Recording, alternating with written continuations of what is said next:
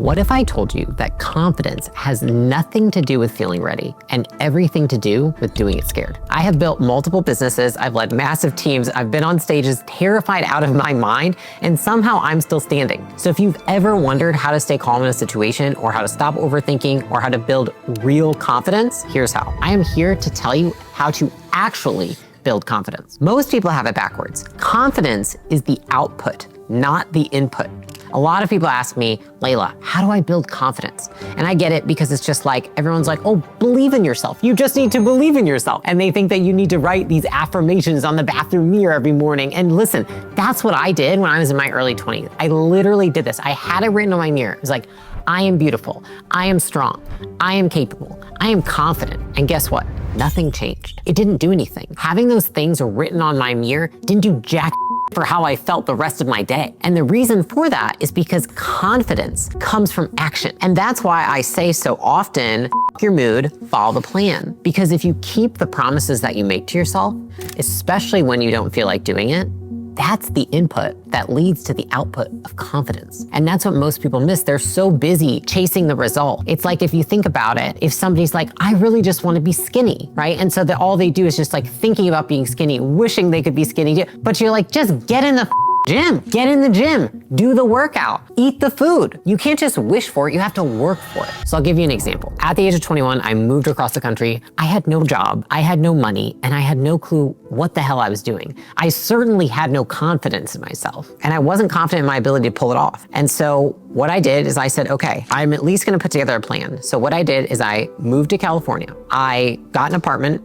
and then I looked for every place that I could work, which was a gym, because I had my degree in exercise science, within walking distance. And I had to do walking distance because I was like, I can't afford to pay for too much gas because I don't have money. And so I ended up getting a job at 24 Hour Fitness. And when I got the job, what I realized within the first 2 days was that the job wasn't about fitness. It wasn't about everything I'd learned. It was actually about marketing and sales. And I was terrified because I was like, I have no idea how to do marketing and sales. And I felt like this complete imposter syndrome. I just felt like an out of my body experience because I was like, how am I supposed to do this? But at the same time, what I'm seeing is my bank account every single day. I had $5,000 and just down, down, down. My rent was $1,400 a month, food, gas, everything else, insurance, paying off my student loan debt, all those things every single month. I was like, I've got 3 months. And so I was like, I have to learn how to do this. And the thing is that I knew, I was like, I don't want to be the person who walks out. I don't want to be the person who quits because I knew that was just going to make me feel worse about myself. And so I put in the reps. I said, I'm going to read 5 books on sales. I'm going to be there at 4 a.m. I'm going to leave at 9 p.m.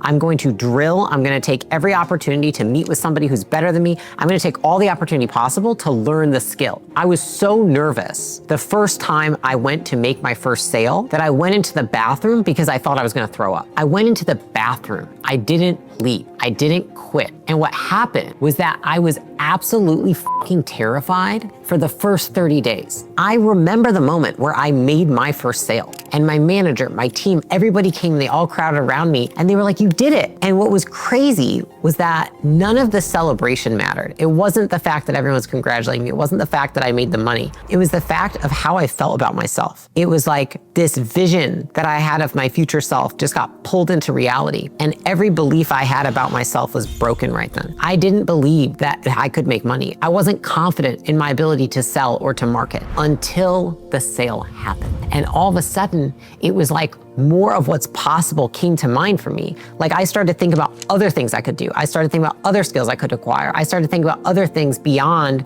the box that I had built of the vision of myself. That's absurd to think that if I was just reading affirmations in the mirror, that I suddenly would have been good at sales. Like I put in the reps to get good at sales. And here's the thing, success does not discriminate. Confidence does not discriminate. It doesn't care where you've come from. It doesn't care about your background. It doesn't care about your experience. All it cares about is the fact that you put in the work to get it. So if you see people, right, you see people when you're younger and you're like, how is that person so confident, right? Like given all their circumstances, maybe what they look like, maybe their job, their career, they've done work that you haven't done. And that's the thing. You have to work for it. You have to put it into existence and you have to make it happen. Here's the thing. Your brain gathers evidence, and evidence is what builds the identity and confidence over time. So someone says to me, Leila, I want to go and speak at this event, but I'm not confident to speak at that event. I said, it would be absurd to think that you would be confident when you've never fucking spoken on stage before. Of course that's not going to happen. Our brains like to predict what's likely to happen. If you've never done something before, your brain says, I don't know what could happen, so I'm gonna make you scared. And if you're scared, you're gonna avoid it, which means that you won't die, right? Because our brains are wired for survival, not success. And so it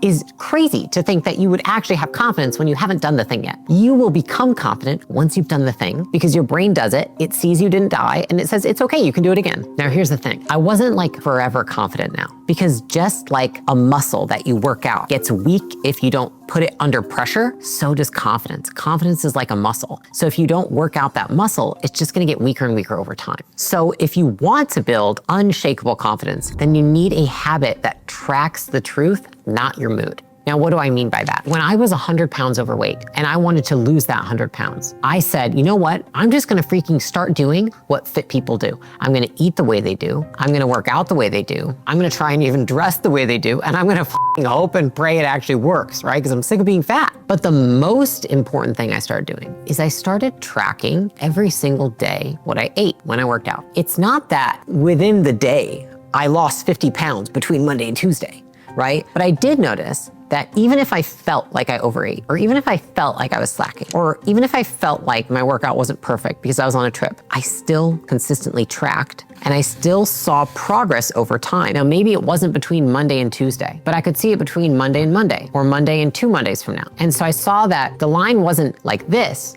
the line was like this. And over time, I did make a lot of progress. And that's when I realized confidence comes from data, not dopamine. And over time, what happens is that evidence that you're feeding your brain helps override the emotional narratives that you tell yourself. Your brain will follow the evidence. And so tracking things and tracking our progress, the reason why it keeps people on track is because your brain looks at it and it objectively says, oh wow, this is evidence, this is data, this is important, and I'm going to believe it. Before that, all that's happening is that you feel like even when you're making progress. Have you ever felt that way before? Have you ever felt like you're making progress, but you still feel like good about yourself? Lots of people actually feel that way. And the reason why they feel like is because they don't track their progress, because progress doesn't go like this. So you remember the days that you feel low, but you don't remember the days that you feel high. But if you look at the progress and you track, you see all the days that were high. And then you're like, oh, you know what? I actually had 5 good days this week and only 2 bad ones. But it's just that our brains love to take the negative and make it bigger than it is. And so we have to fight that natural tendency by tracking our wins. Now, here's the thing. If you're struggling to stay consistent and you're like, I am tracking things, but I still don't feel confident and I don't feel like I'm making progress, then my guess is this: you're trying to go too big. You're taking too big of a leap. The fastest way to build competence is to start with something small, so small that you can't lose. Okay, a great example of this is I had a friend who every single time he started with a new client, and this is a client who's trying to lose weight, he did not get them to try and eat less the first week. He didn't get them to try and go to the gym the first week. He didn't even have them measure themselves the first week. The first 7 days of his program, he just asked them to make their bed and take a picture. Isn't that crazy? Now, why is that? Because he wanted to make it something so easy and so small that he knew that by the end of 7 days, they would feel good about the fact that they had made their bed every day. And so what that did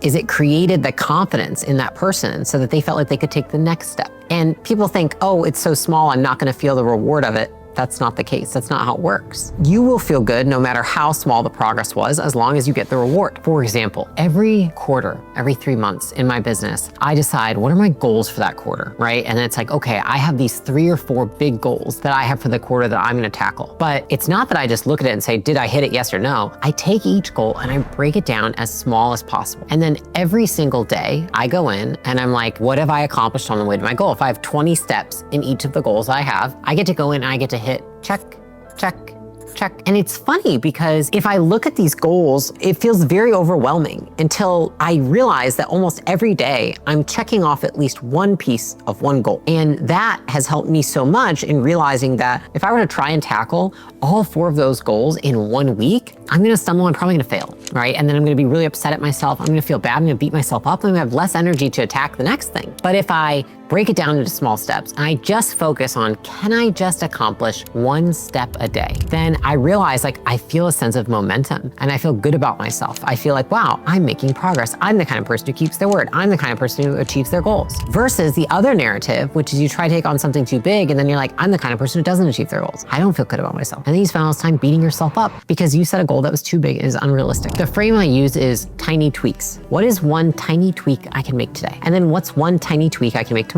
And so on and so forth. And so like, for example, when I'm trying to lose 5 pounds, I'll be like, oh gosh, you know what? I had too many bites of that ice cream tonight. What am I gonna do tomorrow? I'm actually not even gonna say that tomorrow I'm gonna have 0 dessert. I'm gonna say tomorrow I'm gonna have a Ghirardelli chocolate, just one. Another example, I have a lot of people that join my team and they're really scared of public speaking and they wanna be a leader in the company. And so they're like, oh my gosh, I don't even understand. You told me that we have this full team meetup next year. How am I gonna get on stage and speak to the team? I can't even barely do anything.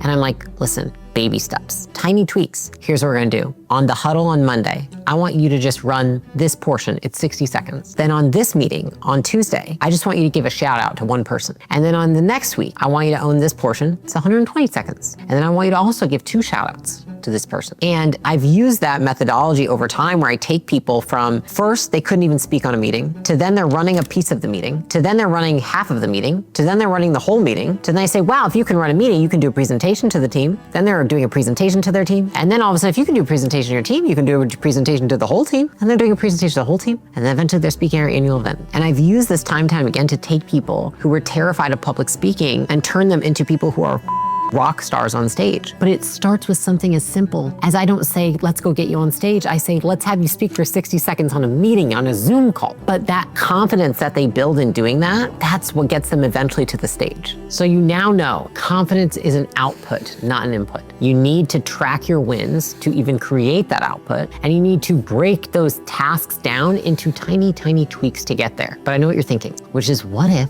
I'm too scared to even start the baby steps? What you need to understand is that emotion follows motion, not the other way around. Here's what I've learned. Choosing to tolerate fear and discomfort rather than trying to eliminate it is how I've been able to transform everything that I have done, everything I've been terrified from content creation to public speaking, to running a giant company, to buying multiple buildings, to doing everything. I was no less scared than you watching this video. I just decided that I was willing to be scared. I decided that I was willing to be uncomfortable. Here's the thing, fear is a mile wide and an inch deep. Fear means your brain is working properly. It's not wrong that you feel scared. The thing that's stopping you is the fact that you feel like you must get rid of the fear in order to do the thing. But that's not how your brain has been set up. I'm sorry to tell you. Your brain is wired for survival, not success. It will continue to feel scared until you do the thing. The fear will be the strongest before you have the breakthrough. And then what I tell people is this, and what I've learned is that once you feel it, right? You step into the situation you're scared of, you step on stage, you're behind a camera, you sign the document, you can't control the fear. And so whether you want the fear to go away or not, it will. I promise you, because that's how we are physiologically wired. So the moment you step on stage, here's what's gonna happen. Say you're terrified of public speaking. You're gonna step on that stage. This happens to me every time. Mouth dry, palms are sweaty, knees weak, whatever it might be, right? I step on stage, that's how I feel. Then within 15 seconds, my heart rate starts to go from like 190 to like 150. And then within a minute, I start to feel like I have spit in my mouth again. And then within 2 minutes, I don't feel any of it. It's not because I try to get rid of the fear, it's because I didn't run away from the situation and I didn't try to get rid of the fear. And so what I learned in doing all these things is that my emotions follow my motion. That is how you behave your way into confidence, and you build up so much evidence that it would be unreasonable not to be confident. So here's how I want this to feel for you. I want you to visualize what's the thing that you're so scared of that you wish you had confidence in order to confront it. And now I want you to picture it like this. This is how you actually confront fear. You say, okay, here's this thing that I'm really terrified of, right? Maybe it's a conversation I'm gonna have with my spouse. Maybe it's I'm gonna tell my parents I'm not going to college. Maybe it's I'm going to fire somebody in my company, whatever it is. Instead of trying to meditate or trying to affirm or trying to manifest the fear away, you are instead gonna say, you know what? I'm gonna take the fear, I'm gonna put it all in my purse, and I'm gonna take it with me to wherever I go. in whatever I do. So I'm not gonna try and get rid of it. In fact, I'm going to try and take it with me because I'm still gonna go do the thing. I'm gonna have the fear with me. It's just like my little friend in my purse. I know it's there. I feel it. It's like in my stomach. It's like in my body. I don't like it necessarily, but I'm gonna take it with me and I'm gonna do the thing anyways. And that is how I approach everything in life. I'm not confident because I don't have fear. I'm confident because I do things despite the fear. Here's the thing, building confidence is the first step to getting anything you want in life and learning the formula for how to build confidence that you just learned in this video. But maybe now you wanna take that and you wanna apply that to some other specific areas of your life. And if that's the case, if you wanna learn how to lead yourself better, if you wanna learn how to lead people better, you can go ahead and you can watch this video on the 5 skills that you need to do that.